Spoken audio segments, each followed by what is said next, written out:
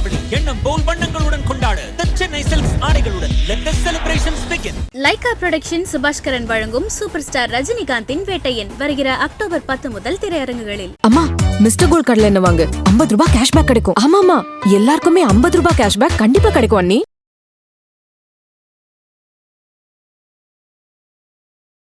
எங்க பாருங்களேன், இப்படி காலு ஃபுல்லா அழுகி போய் பப்ளிக் கால் பண்ணிக்கிட்டே இருக்காங்க. சார் செக்சர் இறக்கிருங்க.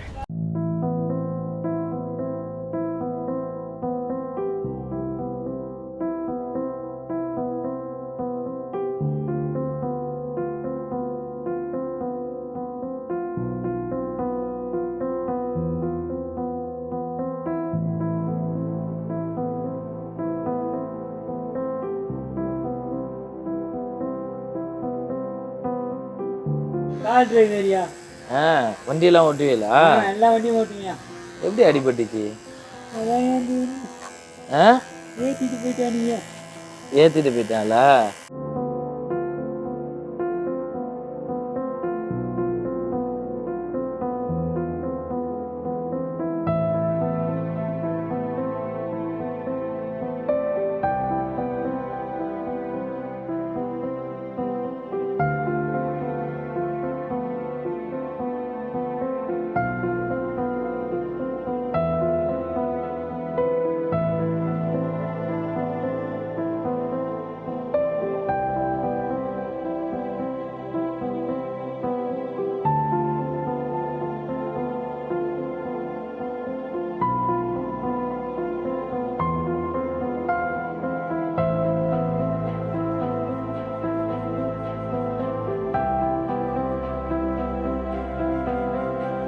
ஒரு இடத்துல போயிட்டு நம்ம நல்லா இருந்தோம்னா நல்லா போயிடும். ஏன் ரோட்ல கடந்துக்கிட்டு நம்ம கிடக்கணும்?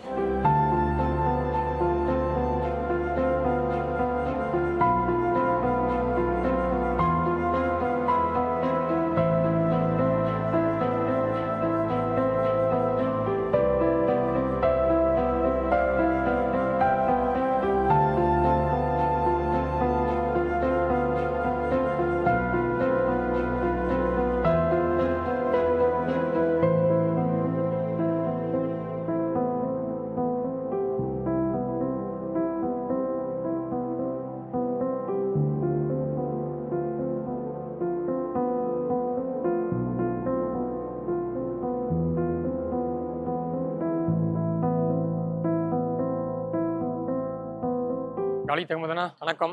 வாழ்க்கை வளமுடன். காலையிலிருந்து இப்போ உங்க கூட டிராவல் பண்ணுறேன். சமூக ஆர்வலர்னு சொல்ல முடியாது, புரோவல் ட்ரஸ்டோட ஃபவுண்டர் நீங்கள். ஆனால் இது சமூக ஆர்வலர்னு சொல்லி நான் கடந்து போக விரும்பல. நீங்கள் மிகப்பெரிய பணி. சொல்லுங்கண்ணா, எப்படி ஆரம்பிச்சது இந்த பயணம்? இன்னைக்கு வந்து இங்கே நிற்கிறீங்க, எத்தனை பேரை ரெஸ்கியூ பண்ணியிருப்பீங்க இது வரைக்கும்? அது இல்லாமல் நீங்கள் ரெஸ்கியூ பண்ணுறது மட்டும் கிடையாது, இறந்த உடல்களை கொண்டு போய் அடக்கம் பண்ணுற பணிகளும் செஞ்சுட்டு இருக்கீங்க. சொல்லுங்கண்ணா, இந்த பணி எப்படி தொடங்குச்சு?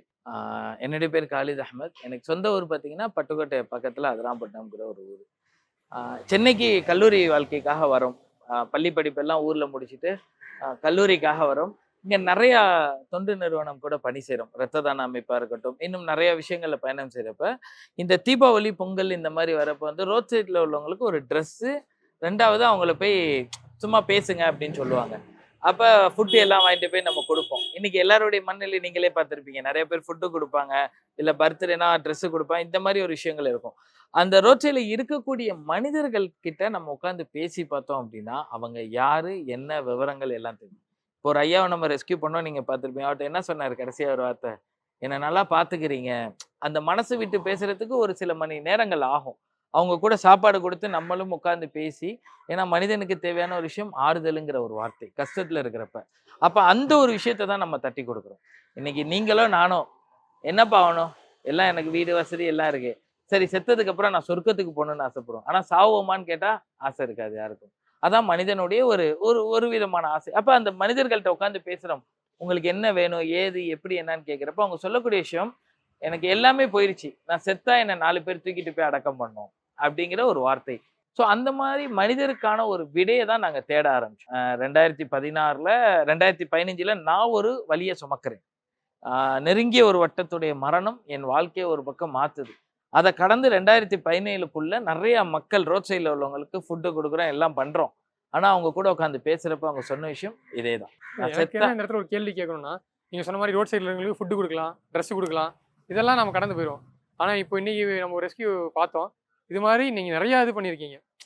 அதுக்கு வந்து என்ன ஒரு சகிப்புத்தன்மை வேணும் கண்டிப்பாக. இங்கே வந்து ஒரு காயம் பட்டு பல நாள் காயம் அது, அதை வந்து நம்ம கட்டை பிரிக்கிறோம், அதுலேருந்து புழு கொட்டுது, அதை வந்து நம்ம கையாலேயே வந்து அவங்களுக்கு ட்ரெஸ்ஸிங் பண்ணிக்கணும். அதுக்கு முன்னாடி பல நாள் குளிக்காமல் இருக்க அவங்கள கூப்பிட்டு வந்து அவங்களுக்கு ஹேர் கட் பண்ணி விட்டு அவங்கள குளிக்க வைக்கணும், மறுபடியும் ட்ரெஸ்ஸு நம்ம கையால் போட வைக்கணும். இது எப்படின்னா இன்றைக்கி இருக்க தலைமுறையில் வேணால் நம்ம வீட்டில் ஒருத்தவங்க உடம்பு சரியாமல் கிடந்தானாவே நம்ம அவங்ககிட்ட போயிட்டு உடம்பு முடியலையா ரொம்ப நெருங்கிலாம் போக மாட்டோம், மாத்திரை மருந்து வாங்கிட்டு வந்து கொடுக்குறோமா, இதோட சில தலைமுறைகள்லாம் கடந்து போயிடுறாங்க. ஆனால் இந்த சகிப்புத்தன்மைன்னு ஒன்று இருக்குல்லண்ணா, இது எப்படி உங்களுக்கு வந்து வர ஆரம்பிச்சிது? ஏன்னா ஃபுட்டு கொடுக்குறது, ட்ரெஸ் கொடுக்குறது வேறு, இது வேறு. ஸோ இதை பற்றி சொல்லுங்கண்ணா. இப்போ அதான் மெயினாக என்னன்னா, நான் முன்னாடி சொன்னேன், அவங்க கூட உட்காந்து பேசுகிறோம், எல்லாம் பண்ணுறோம். அதை தாண்டி அவங்க இறந்ததுக்கு அப்புறம் நாங்கள் 2017 உறவுகள் ட்ரஸ்ட்னு தொடங்கின எங்களுடைய ஒரே நோக்கம் ஆதரவற்ற நிலையில மரணிக்கக்கூடியவங்களை எடுத்து அடக்கம் பண்ணுறது தான் எங்களுடைய ஒரு வேலை. அதை தான் நாங்கள் செஞ்சுட்டு இருக்கோம். அப்போ அதில் வந்து நாங்கள் நிறைய அனுபவங்களை கடந்துட்டோம். ஒரு உடல் அப்படின்னா வந்து நீங்கள் நினச்சி பாருங்க, எவ்வளோ ஸ்மெல் அடிக்கும். இறந்து ஒரு 5 மணி நேரம் ஆயிடுச்சு, 6 மணி நேரம். அப்போ அந்த நிறைய உடல்களை நாங்கள் பார்த்தனால இதனுடைய அந்த அந்த ஒரு சகிப்புத்தன்மைங்கிற மனசுல ரொம்ப ஏற்றுக்கிட்டோம். மனிதனுடைய வாழ்க்கை ரொம்ப வேகமாக ஓடக்கூடியது. ஆனால் இதே மாதிரி சாலையில் இருக்கக்கூடியவருக்கும் ஒரு குடும்பம் இருந்திருக்கும், எல்லாமே இருந்திருக்கும். யாருமே பார்க்காம போயிருக்கிறப்ப அந்த மனிதர்களுக்கு ஒரு பிள்ளையா இருந்து கடமையை செய்யறப்ப அது எப்படி இருக்கும் எங்களுக்கு? ஒரு அப்பாவுக்கு செய்யறப்ப நாங்க எப்படி எல்லாத்தையும் ஏத்துக்கிட்டானே ஆகணும் இன்னைக்கு. ஏன்னா அந்த மாதிரி தான் நம்ம வளர்ந்துருப்போம். அப்படிப்பட்ட சூழ்நிலை இவங்களையும் எங்க குடும்பத்துல ஒரு ஆளா தான் பார்க்கணும். நாங்க நைனான் தான் கூப்பிடுவோம், இல்ல தாத்தான் தான் கூப்பிடுவோம், ஏதாச்சும் ஒரு பேரை வச்சு தான் நாங்க சொல்லுவோம். அப்ப அவங்கள எங்க குடும்பத்துல ஒரு ஆளை எடுத்துக்கிட்டனாலதான் அவங்க எவ்வளவு இதெல்லாம் எங்களுக்கு கம்மி. எங்க அனுபவத்துல இந்த காயம் புழு கொட்டுறது புழுவெல்லாம் கம்மி. ஒருத்தருக்கு தொடையில இருந்து கால் வரைக்கும் வெறும் புழு மட்டுமே இருந்து பார்த்திருக்கும். அதையும் கடந்து நிறைய டீகம்போஸ் பாடி சொல்லுவாங்க தெரியுமா, வெறும் புழுக்கள் வைத்த நிலைமையில அந்த உடல்லாம் நிறைய. இந்த பக்கம் எப்படி உங்களுக்கு வந்துச்சு? என்னன்னா ட்ரெஸ் சாப்பாடு கொடுத்து தாண்டி அடுத்து ஒரு பக்கம் நல்லா இறஞ்சிருக்கீங்கல்ல. உங்க என்னதான் நம்ம வீட்டா நினைச்சாலும் உண்மையை சொல்றேன், இறைவன் கொடுத்த கிஃப்ட்னு நான் சொல்லிடுறேன். இறைவன் கொடுத்த கிஃப்ட் வேற எதுவுமே என்னால சொல்ல முடியாது. இதுக்கான அர்த்தங்கள் இல்லை. ஏன்னா நிறைய பேருடைய வலியை நம்ம பார்த்துட்டோம். அப்ப அவங்களுடைய வலியை பார்த்தனாலவோ என்னவோ நம்மளுக்கு ஏற்றுக்கொள்ளக்கூடிய பக்குவ நிலைக்கு. ஏன்னா என்னுடைய 22 வயசுல உறவுகள் ட்ரஸ்ட் தொடங்குறேன். இன்னைக்கு 29 வயசாயிருச்சு. அப்ப இந்த 7 வருஷத்துல நான் எவ்வளவு உடல்கள் பார்த்துட்டேன், எவ்வளவு இது மாதிரி. இறைவன் கொடுத்த பெரிய கிஃப்ட் எனக்கு என்னன்னு நான் நினைக்கிறேன்னா சகிப்புத்தன்மை, பொறுமை. அது எனக்கு மட்டும் கிடையாது, எங்க பசங்கள்ல ஒரு 500 வாலண்டியர்ஸ் இருக்காங்க. ஸோ அந்த 500 பேருக்குமே இந்த ஒரு சகிப்புத்தன்மை எல்லாமே எப்படியோ கிஃப்டா வந்திருக்கு, அவ்வளவுதான். சரிண்ணா. முக்கியமா சென்னையில குறிப்பா சாலையோரம் கடந்து போகும்போது நிறைய பேர் பார்க்குறோம். ஒரு சிலர் வந்து மது போதையில் படுத்து கிடப்பாங்க. இன்னைக்கு நம்ம ரெஸ்கியூ பண்ணல ஒரு முதியவர், அவர் பார்த்தீங்கன்னா ஒரு காயம் வச்சுக்கிட்டு அந்த காயத்தில் நகர முடியாமல் அதே இடத்துல பல நாளாக இருந்திருக்காரு. ஸோ நீங்கள் இந்த ரெஸ்கியூ ஆப்ரேஷன் சாலையோரம் இருக்கவங்க எப்படி நீங்கள் கண்டறிவீங்க? அதில் என்னென்ன சிக்கல்கள்லாம் இருக்குண்ணே? நீங்கள் ஏன்னா சடனாக நம்ம போய் கூட்டனே வாங்க வண்டியில் இருக்குன்னு சொன்னால் அது வரமாட்டாங்க. காவல்துறை உதவி பண்ணுறாங்க, இப்போ காவல்துறையின் சப்போர்ட் வேணும். இப்போ அவங்க மேலே ரோட்டில் இருக்கவங்க நம்ம மேலே ஒரு நம்பிக்கை வச்சு நம்ம கூட வரணும். அந்த நெறிமுறை அந்த வழிமுறைகளை பற்றி சொல்லணும். இப்போ 2017 2021 வரைக்கும் நாங்கள் ரொம்ப ஸ்ட்ரகிள் படுவோம். நான் மேக்ஸிமம் ரெஸ்கியூ பண்ண மாட்டேன், நான் வந்து அன்னோன் பாடியிலே இருப்பேன். பட் அந்த டைத்தில் 1-2 இப்போ எங்கள் கூட சக என்ஜிஓக்கள்லாம் இருக்காங்க நிறைய பேர். அப்போ அவங்கெல்லாம் ரெஸ்கியூ பண்ண போகிறப்ப ரொம்ப ஸ்ட்ரகிளாக இருக்கும். 2021 அப்புறம் காவல்காரங்கள் அப்படிங்கிற ஒரு டீமை இப்போ டிஜிபி சாராக இருக்கக்கூடியவங்க அப்போ சென்னை கமிஷனரேட்டில் இருக்கிறப்ப அதை உருவாக்குறாங்க. காவல்காரங்கள் அப்படிங்கிற ஒரு டீம். இப்போ ஒருத்தவங்க பப்ளிக்ல நீங்களே பாக்குறீங்க அப்படின்னா உங்களுக்கு ஃபர்ஸ்ட் நினைவுக்கு வர என்னன்னா 100 தான் வரும். 100 கால் பண்ணுவீங்க. இப்போ என்ன ஆகுதுன்னா 100ல இருந்து காவல்காரங்களுக்கு ஒரு நம்பர் இருக்கு, அவங்களுக்கு இன்ஃபார்ம் பண்ணிடுவாங்க. 9444717100. ஸோ இந்த நம்பருக்கு கால் பண்ணிடுவாங்க. நாங்க எப்படி 100 காவல்காரங்களுக்குள்ள வந்தோம்னா, காவல்காரங்கள் தொடங்கினதுக்கு அப்புறம் சென்னையில வேலை பார்க்கக்கூடிய என்ஜிஓக்களுடைய எல்லாத்தையும் ஆய்வு பண்ணி இவங்க எப்படி செய்யறாங்க எல்லாத்தையும் பெர்ஃபெக்டா அவங்க ஆய்வு பண்ணி கிட்டத்தட்ட அதுக்கெல்லாம் கூப்பிட்டு வச்சு பேசுவாங்க. நம்மளுடைய டீட்ல இருந்து எல்லாத்தையும் காட்டி அவங்க நம்மளை செலக்ட் பண்ணி வச்சிருவாங்க. இப்ப எனக்கு வந்து தேனாம்பேட்டில் ஒரு கால்ஸ் இருக்கு அப்படின்னா பக்கத்துல எந்த என்ஜிஓக்கள் இருக்காங்க, நீங்க 100 கால் பண்ணி 100 மூலம் காவல்காரங்களுக்கு போகும். காவல்காரங்கள்ல இருந்து எங்களை மாதிரி என்ஜிஓக்களுக்கு வரும். அப்ப காவல்காரங்கள் என்ன பண்ணுவாங்க, வண்டி கொடுத்துருவாங்க, நீங்க பார்த்துருப்பீங்க. ட்ரெஸ்ஸு கொடுத்துருவாங்க. எங்கள்கிட்ட வண்டி இருந்தால் எங்கள் வண்டி எடுத்துகிட்டு போவோம். எங்கள் வண்டி ரொம்ப பிஸியாக இருக்குது அப்படின்னா காவல்காரங்கள்லையும் கொடுத்துருவாங்க. போலீஸ்லேருந்தே ஒருத்தவங்க நம்ம கூடயே வந்துடுவாங்க, ட்ரெஸ்ஸு கொடுத்துருவாங்க. இன்னொன்று என்ன பண்ணுவாங்கன்னா, இப்போ அந்த ஏரியாவில் எடுக்கிறப்ப மெமோக்குமே அவங்களே இன்ஃபார்ம் பண்ணிடுவாங்க. ஸ்டேஷனில் ரெஸ்கியூ பண்ணுறோன்னா அந்த இடத்துல இருந்து அவங்க மெமோ கொடுக்கணும். ஆமாம், லோக்கல் ஸ்டேஷனில் இன்ஃபார்ம் பண்ணோடனே, ஏன்னா கண்ட்ரோல் ரூம்லேருந்து கால்ஸ் போகிறோன்னா அந்த போலீஸே நேரடியாக ஒரு 2 போலீஸாச்சு நேரடியாக வந்துடுவாங்க. வந்து நம்ம கூட நின்று கடைசி வரைக்கும் நின்று மெமோ போட்டு இந்த ரொம்ப ஷார்ட் பீரியட்ல இப்போ இவரெல்லாம் வந்து ரொம்ப குளிக்க வச்சு நம்ம பண்ணுங்கிறப்ப கரெக்டாக பண்ணுவோம். ஹோம் கூட்டிகிட்டு போகிறப்ப வெறும் அழுக்காவோ யூரினோ மோஷனோட கொண்டு போய் விடக்கூடாது. அவங்கள க்ளீன் பண்ணி ட்ரெஸ்ஸிங் பண்ணி ப்ராப்பராக இதுக்கு மேக்ஸிமம் எங்களுக்கு 1 ஹவருக்குள்ளேயே முடிஞ்சிடும் ப்ராசஸ். அடுத்தது ஹோம் போவோம், எல்லாத்தையுமே எடுத்தா ஒரு நாளைக்கு 2 மணி நேரத்திலே முடிஞ்சு போயிடும். சப்போஸ் இவர் வந்து இப்போ உடம்பு முடியாம இருந்தாங்கன்னா இப்போ அவங்களுக்கு ஃபர்ஸ்ட் எய்டு நம்ம பார்த்துருக்கோம். ஃபர்ஸ்ட் எய்டு பார்த்துருக்கோம். 2வது இப்போ புழு இருக்கனால ஹாஸ்பிட்டலில் கூட்டிட்டு போய் ட்ரீட்மெண்ட் பார்த்து இவங்களை ட்ரீட் பண்ணக்கூடிய ஹோம்ஸ் இருக்கு நிறையா. அந்த ஹோம்ஸில் கொண்டு போய் நாங்கள் காவல்கரங்கள் வண்டி மூலமே அங்கே ஜாயின் பண்ணி ரிட்டர்ன் மெமோ ஸ்டேஷனில் கொடுத்தோம். நீங்கள் இப்போ இவர் வந்து நம்ம போய் நீங்கள் பேசுனீங்க, பேசி என் கூட வாங்க தாத்தா உங்களுக்கு வந்து இதெல்லாம் சரி பண்ணி கொடுக்குன்னு சொன்னோன்னே அவர் வந்துட்டார். சில பேர் இந்த முரண்டு பிடிக்கிறவங்களாம் இருப்பாங்கல்ல, ஸோ அதெல்லாம் உங்களுக்கு இவரே பார்த்தீங்கல்ல வரமாட்டேன்னு சொன்னார். நாளைக்கு போகலாம் அப்படின்ட்டாரு. ஆனா அந்த வெயில்ல நம்மளால 5 நிமிஷம் நிக்க முடியாது. அவர் அந்த பேப்பரை போட்டு சுத்திக்கிட்டு அப்படியே அந்த வெயில்ல கிடக்குறப்ப அவரை கொஞ்சம் பேசுவோம். அப்ப சொல்லிட்டு இல்ல இவர் வர மாதிரிதான் இருக்காரு, லைட்டா தான் இது பண்றாருன்னா அவரை கொஞ்சம் அட்ஜஸ்ட் பண்ணி தூக்கி வண்டியில வச்சு அங்க எல்லாம் சொன்னார்ல, இங்க வந்து என்ன சொன்னாரு ஒரு வார்த்தை, ரொம்ப பாசமா இருக்கியா? யாருக்கு? எனக்கு ரொம்ப பாசமா இருக்கேன். அந்த அளவுக்கு அவங்க கூட வேலை பார்ப்போம். இல்ல உங்களுக்கு இதுலயே ஒரு மாறுபட்ட எதிர்மறை அனுபவம் அடி வாங்கியிருக்கோம். மனநல பாதிக்கப்பட்டவங்களை ரெஸ்கியூ பண்ண பொறுப்பு இந்த நிக்கிறாரு எங்க டிரைவர் ராம்லாம் பயங்கரமா அடி வாங்கியிருக்காரு அவர். ஆனா அவங்கள நாங்க தப்பு சொல்ல மாட்டோம், இறைவனுடைய படைப்பு. ஏதோ ஒரு சூழ்நிலை அப்படி மாறிடுறாங்க, அவங்க அடிக்கிறாங்க அப்படிங்கிறதுக்காக நம்மளும் ஹார்ஸாலாம் நடக்க மாட்டோம். கொஞ்சம் பொறுமையா பேசி பொறுமையா பண்ணோம்னா ஆட்டோமேட்டிக்கா அவங்களே வந்து நம்ம கூட ஜாலியா தோல் மேல கை போட்டு அவங்களே வருவாங்க, வாப்பா நம்ம போவான் அப்படிங்கிற ஒரு விஷயம். அவங்களுக்கு சரியான ட்ரீட்மெண்ட் இப்போ ஐஎம்ஹெச் இருக்கு, இல்லை அன்பகம் மனநல காப்பகம், இல்லை இசிஆர்சின்னு வச்சிருக்காங்க கவர்மெண்ட்லேயே. அங்கே கொண்டு போயிட்டு அவங்க ரெகுலராக ட்ரீட் பண்ணி அவங்களுக்கு க்யூர் ஆகி அவங்க ஃபேமிலி கூட சேர்த்து விட்டுக்கிறாங்க. இதை தாண்டி நீங்கள் சொன்னீங்க இந்த மாதிரி என்ன சொல்கிறது எதிர்மறையான அனுபவங்கள்லாம் ஏற்பட்டிருக்குன்ட்டு. சாலை ஓரம் இருக்கவங்களுக்கு வந்து உணவு கொடுக்குறது வந்து ஒரு என்ன சொல்கிறது, அது வந்து ஒரு அன்னதானம், அது வந்து நல்லது அப்படின்னு சொல்கிறாங்க. நான் நிறைய பேர் ரெகுலராக வந்து சாப்பாடு கொடுக்கணும்னு இருக்காங்க. நீங்கள் என் பர்த்டே அதனால் ரோட்டில் இருக்க ஒரு 5 பேருக்கு வந்து நான் சாப்பாடு வாங்கி கொடுக்க போகிறேன் இன்னைக்கு அப்படின்ட்டு வாங்கி கொடுக்குறது வந்து நீங்கள் வந்து இல்லை அது தவறான செயல்னு சொல்கிறீங்க. சொல்லுங்க, எதனால அது தவறான செயல், அது எந்த அளவுக்கு ஒரு பாதிப்பு ஏற்படுத்துன்னு? இல்லை, அது நான் தவறுன்னு சொல்ல மாட்டேன். ஒருத்தருடைய பசியை ஆத்துரும், அது வந்து நான் தவறுன்னு பெருசாகவும் நான் சொல்ல மாட்டேன். ஆனால் என்ன அப்படின்னா அவர் முடியாம கடக்காருன்னு தெரிஞ்சும் அவர் பக்கத்துல உணவு வச்சுட்டு போறாங்க தெரியுமா. இப்ப எனக்கு தெரிஞ்சு நோ ஃபுட் வேஸ்டேஜ் இந்த மாதிரி டீம்லாம் இருக்காங்க, அவங்களும் உணவு கொடுக்குறாங்க, நிறைய வில்லேஜஸ் கொடுக்குறாங்க, நிறைய ஹோம்ஸுக்கு கொடுக்குறாங்க எல்லாமே. இப்போ ஒருத்தர் முடியாம படுத்து கிடக்காரு, ஒரு பாடி எடுக்க போனோம், அதுதான் எனக்கு ரொம்ப மனதளவுல பாதிச்சது. பாடி எடுக்க போறோம், அவரை சுத்தி ஒரு 10 சாப்பாடு பாக்கெட்டு கிடக்கு. என்ன நினைச்சுக்கிட்டானா அவர் தூங்குறாருன்னு சொல்லி சாப்பாடை வச்சுட்டு போயிடுறாங்க. ஆனா அவர் இறந்து கிடக்கு, அது யாருக்குமே தெரியல. அப்ப இந்த மாதிரி மனிதர்கள் முடியாம கிடக்குறாரு அப்படிங்கிறப்ப நீங்க 10 ரூபா காசும் இல்ல வந்து உணவு பொட்டலம் கொடுக்க பதில ஒரு 100க்கு கால் பண்ணி இந்த மாதிரி இருக்காரு, இல்ல 108 எவ்வளவு ஆப்ஷன். இப்ப வந்தாரு ஒரு அண்ணன் வந்து அழகா பார்த்தாரு, சார் இந்த மாதிரி இருக்கு, நீங்க ஹாஸ்பிட்டல்ல போய் பாருங்க அப்படின்னு நம்மளை கைட் பண்றாங்க. இன்னைக்கு ராஜீவ்காந்தி ஹாஸ்பிட்டல்ல அன்னோன் வார்டு இருக்கு, ஒவ்வொரு ஹாஸ்பிட்டல்லையும் அன்னோன் வார்டு இருக்கு, தனியாவே வச்சிருக்காங்க. ராஜீவ்காந்தில தனியா வச்சு அதுக்கு ஸ்டாஃப் நர்ஸ் போட்டு டாக்டர் போட்டுலாம் சூப்பரா டீன் சார் பாக்குறாங்க. அப்ப இந்த மாதிரி இருக்கிறப்ப 108 கால் பண்ணி அவரை ஒரு 10 நிமிஷம் ஏத்தி விட்டா ஒரு மனிதன் உயிர் வாழ்றதுக்கான இடத்த கொடுக்க போறோம். அப்ப அவங்க கொடுங்க, தப்புன்னு சொல்லல. ஆனா அவருடைய எப்படி இருக்காரு, ஸ்டேபிளா இருக்காரா, அவர் எந்த மாதிரி சூழ்நிலையில இருக்காரு. இப்ப இவரை நாங்க பார்க்கல, உணவு கொடுத்துக்கிட்டே இருக்காங்க, இவர் எவ்வளவு நாள் உயிர் வாழ்வார்னு நினைக்கிறேன். அப்போ ஒரு மனிதனை சாவடிச்சதுக்கான ஒரு பாவம் நம்மளை தானே செய்யும்.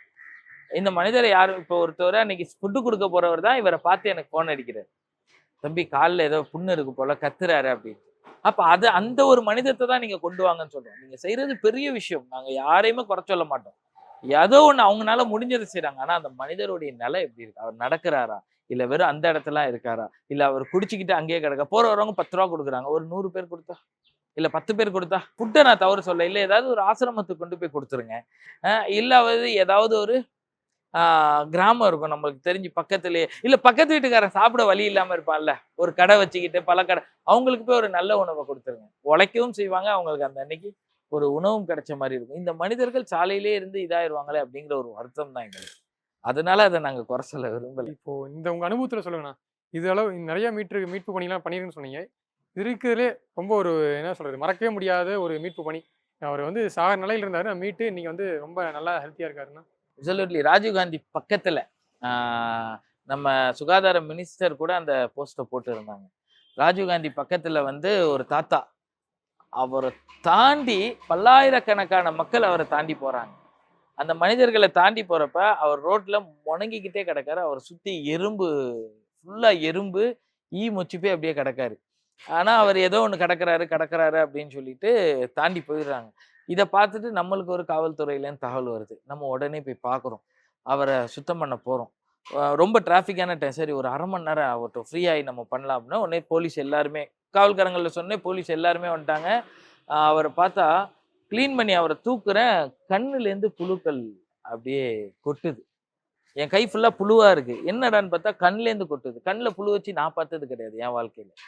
அதையும் கடந்து அவரை எல்லாம் பண்ணி ஹாஸ்பிட்டலில் ட்ரெஸ் மாற்றி கொண்டு போய் போகிறோம். அவர் என்னன்னா கையை பிடிச்சா அந்த கை மட்டும்தான் என் கையை பிடிச்சிக்குது, உடம்பெல்லாம் ஒன்றுமே கிடையாது. விட்டா அடுத்த நாள் இறந்துருப்பார். அப்புறம் காது ஹாஸ்பிட்டலில் போய் திருப்புறோம், காதுலேருந்து புழு கொட்டுது. நீ யோசிச்சு பாருங்க, கண்ணில் புழுனா அந்த கண்ணே இல்லை, வெறும் புழு மட்டும்தான் ஃபுல்லாக அப்சர்வ் பண்ணியிருக்கு.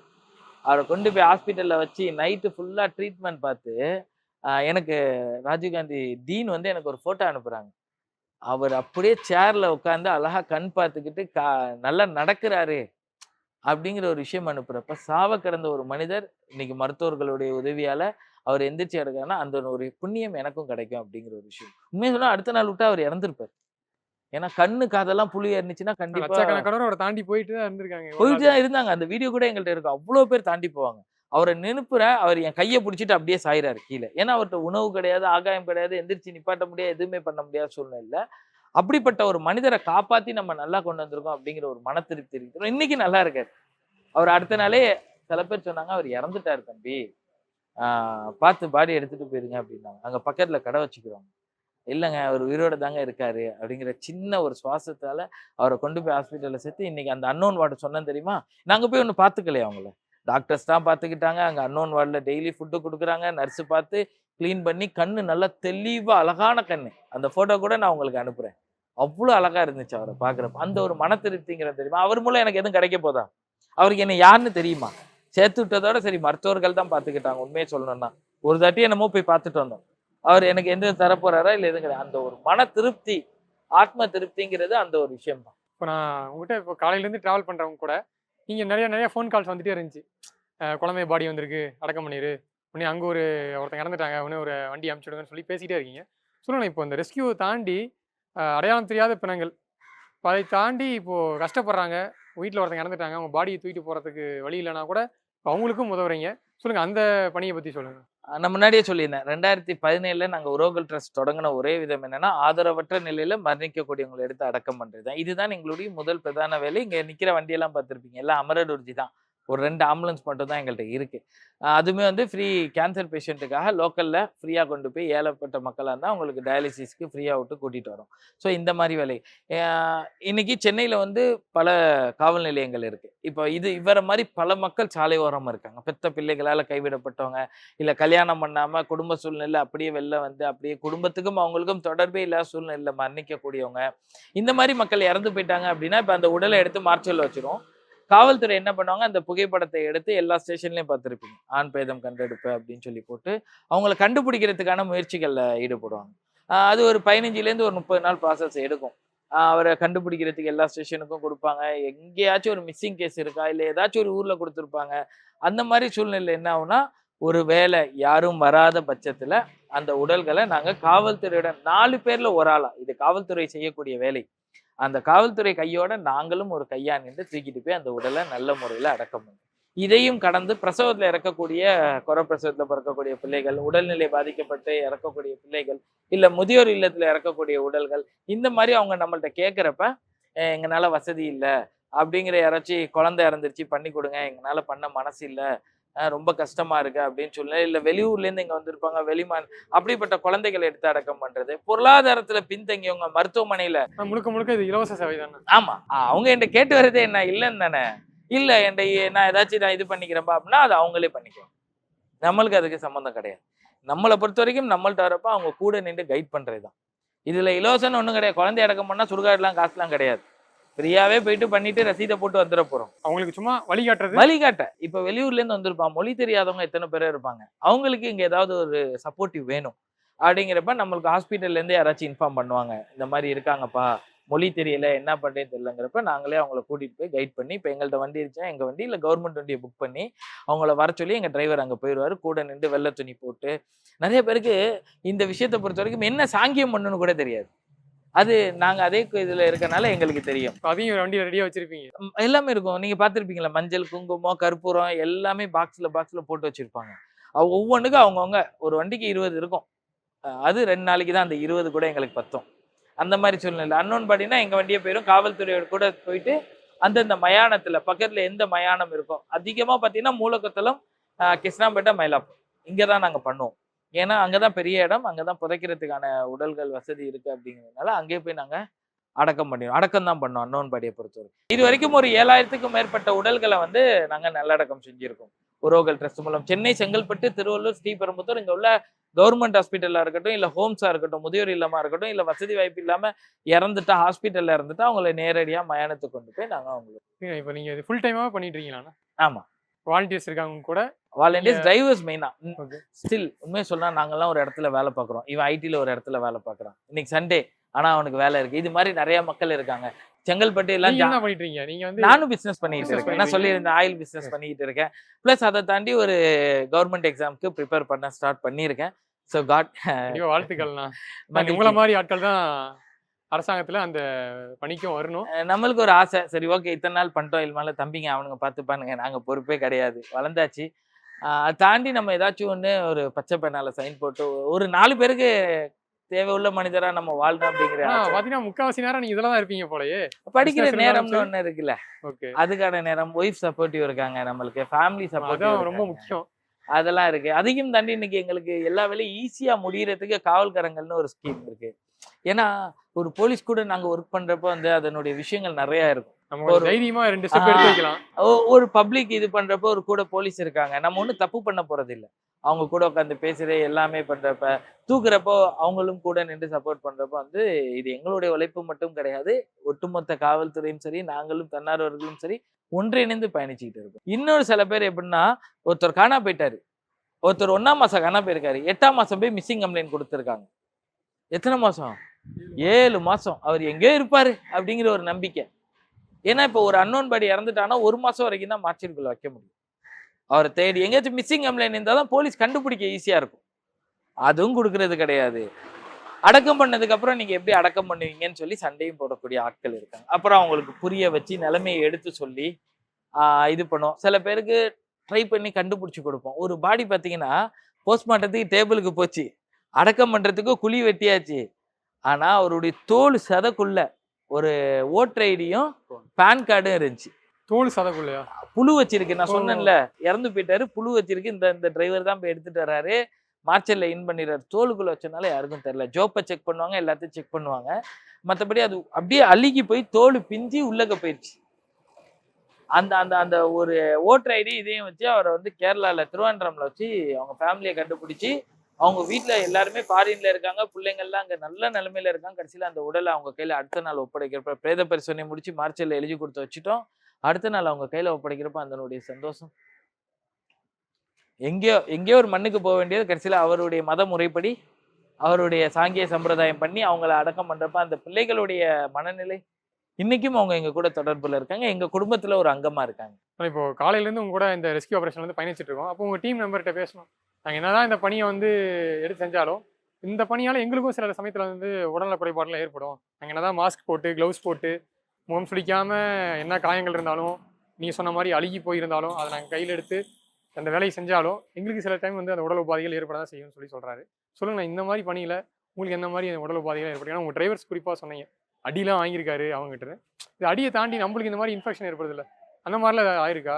இல்ல அந்த மாதிரி சூழ்நிலை என்னன்னா, இப்ப அவங்களுக்கு என்ன காஸ் ஆஃப் இது இருக்குன்னு தெரியாது, டிசீஸ் என்ன இருக்குன்னு தெரியாது, ரோட்லயே இருக்காங்க, என்ன இருக்குன்ட்டு நம்ம டக்குன்னு போய் அவங்கள்ட்ட மூஞ்ச கொடுத்து அவங்க ஒரு தும்முனா கூட எதிரில் என்ன பரவும் நம்மளுக்கு தெரியாது. அதனாலதான் நான் பசங்களை ரொம்ப சேஃப்டி ப்ரிகாஷன் பண்ண சொல்லுவேன்.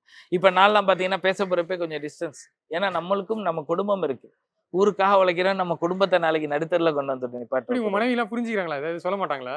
இல்ல அது என்ன சொல்றதுக்கு இருக்கு, அவங்க புரிஞ்சுத்தானே கல்யாணம் பண்ணாங்க. சரி, இதுலயும் எனக்கு சொல்ல போனா குறிப்பா பிரசவ காலத்துல, என்னுடைய மனைவியுடைய பிரசவ காலத்துல எல்லாருமே திட்டினாங்க அது இதுண்டு. என் மனைவி இது வரைக்கும் ஏன்னா அந்த ஒரு வார்த்தைகளோ இல்ல பிள்ளை பிறந்ததுக்கு அப்புறம் இப்படியோ அப்படியோ எதுவுமே இது வரைக்கும் சொன்னது. 1000 ஊர்கள் பேசும், ஆனா தான் கணவர் எப்படின்னு தன் மனைவிக்கு தெரியும். ஸோ அந்த ஒரு சகிப்புத்தன்மை, ஸோ அந்த ஒரு விஷயம். நோய் அப்ப அவங்களுக்கு என்ன இருக்கும், ஏற்பட்டிருக்கா நோய் தொற்று ஏற்பட்டிருக்கா? இல்ல அதுக்கு முன்னாடி என்ன பண்ணிடும் அப்படின்னா அவங்களுக்கு ப்ரிகாஷன் மெஷரா நிறைய எடுக்க ஆரம்பிச்சிடும். டிடி போட சொல்லிடுறோம். 2வது அவங்களுக்கு தேவை அப்படின்னா ஃபுல் பாடி செக்அப் நாங்களே பே பண்ணி எடுக்க சொல்றோம். நீங்கள் எங்களை இது பண்ணும் கிடையாது. உங்களுக்கு எடுக்கணும் அப்படின்னா எங்கள்கிட்ட முன்னாடியே சொல்லுங்கள். அப்பாயின்மெண்ட் வாங்கி கொடுத்து எடுக்க சொல்கிறோம். உடலில் ஒன்றும் கிடையாது அப்படிங்கிற ரிப்போர்ட் வரைக்கும் நாங்கள் ப்ராப்பராக வைக்கிறோம். இல்லை அவங்களுக்கு உடல்நிலை பாதிப்பு ஏற்பட்டாலுமே லீவும் கொடுத்துரும். நீங்கள் மெடிக்கல் செக்கப் எடுத்து நீங்கள் லீவு பாருங்கள். இப்போ ஒரு டிரைவருக்கு உடம்பு சரியில்லை 9 நாள் லீவ் எடுத்தால் நாங்கள் சொல்ல முடியாது. எந்த ஒரு சூழ்நிலையும் அவங்கள போய் இது பண்ண முடியாது. அப்படிப்பட்ட சூழ்நிலையில் அவங்கள நாங்கள் இது பண்ணிடுறோம். தேவையான ட்ரீட்மெண்ட்டை அவங்களுக்கு இப்போ ஒரு தேவை அப்படின்னா நாங்கள் அதுக்கான சப்போர்ட்டிவ் பண்ணாமலாம் இருக்க மாட்டோம். வெறும் வேலை வச்சு வாங்குறது இல்லை எங்கள் வாலண்டியர்ஸை கொண்டு போய் திணிக்கிறது இங்கே அது கிடையாது. சப்போஸ் உண்மையிலேயே அவங்களுக்கு வந்து முகம் சுளிப்பு இல்லை என்னால் போக முடியாதுன்னா நீங்கள் அவ்வளோ சீக்கிரம் நாங்கள் வாலண்டியரை எடுக்க மாட்டோம். நான் உண்மையான வேணான்னா போயிருன்றேன். ஏன் அப்படின்னா இது ஒரு ஒரு ஒரு துர்நாற்றத்தில் வேலை பார்க்கக்கூடிய இடம். ஒரு உடலை எடுக்க போறீங்க, ஸ்மெல் அடிக்கும், மோஷன் போயிருப்பாங்க, யூரின் போயிருப்பாங்க, எல்லாத்தையுமே சகிச்சுக்கிட்டு எடுக்கக்கூடிய இடம். அதனால தான் இப்போ ஒருத்தவங்க நான் வாலண்டியராக வரேன்னா 10 உடல் அடக்கம் பண்ணதுக்கு அப்புறம் தான் அவங்களுக்கு குரூப்லேயே ஆட் பண்ணும். ஐடி கார்டு கொடுக்க மாட்டோம், டிஷர்ட் கொடுக்க மாட்டோம். இவன்லாம் என் கூட 2018 வர்றான். இவன் உடம்பு அன்னையிலேருந்து இப்படி தான் இருக்கும். அவன் போய் நோய் வந்துச்சுன்னா சொல்ல முடியாது.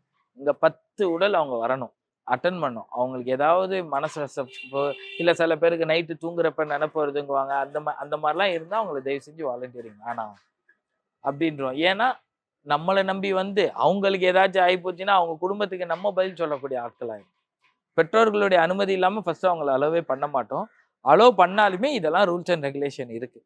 இதெல்லாம் ஃபாலோ பண்ணதுக்கப்புறம் தான் அவங்க இங்கே வாலண்டியராகவே வர முடியும்.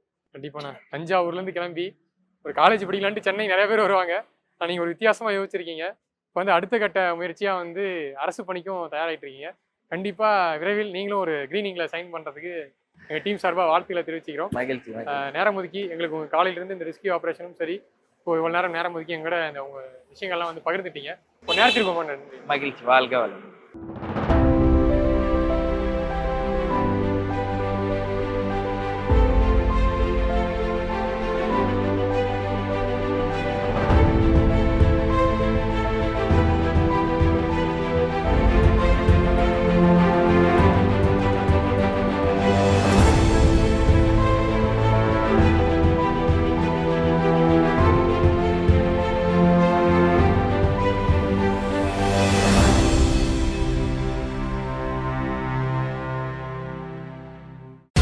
தீபாவளி எண்ணம் போல் வண்ணங்களுடன் கொண்டாட The Chennai Silks ஆடைகளுடன் let the celebrations begin. Lyca production Subaskaran வழங்கும் சூப்பர் ஸ்டார் ரஜினிகாந்தின் வேட்டையன் வருகிற அக்டோபர் 10 முதல் திரையரங்குகளில். அம்மா மிஸ்டர் கோல்ட் கடல என்ன வாங்க 50 ரூபாய் கேஷ்பேக் கிடைக்கும். ஆமாமா எல்லாருக்குமே 50 ரூபாய் கேஷ்பேக் கண்டிப்பா கிடைக்கும் அண்ணி.